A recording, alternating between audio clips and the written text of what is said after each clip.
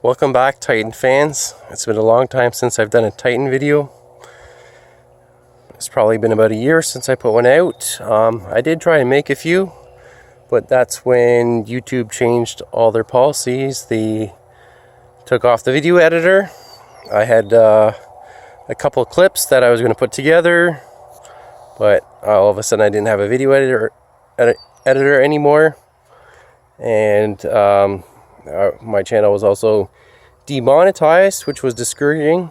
It was kind of fun to use to earn a few extra dollars through YouTube. I made about $500 with my videos. But people are still watching my videos, and I'd like to get up to 1,000 subscribers so I can be monetized again. And if I get monetized again, I'll put out a whole bunch of videos. So here's a Titan update. I do have the stock grill back in. The old one was looking pretty crappy, so I've got the stock one back in. It still looks good with the aftermarket headlights with the stock grill, I think. And so one thing I have done is I tinted the front windows. I got those done at Cedar Springs Motorsports in Lindsay, Ontario. They did a good job on that. I've also got some new BFGoodrich all-terrain K02 tires, which I love. They look awesome.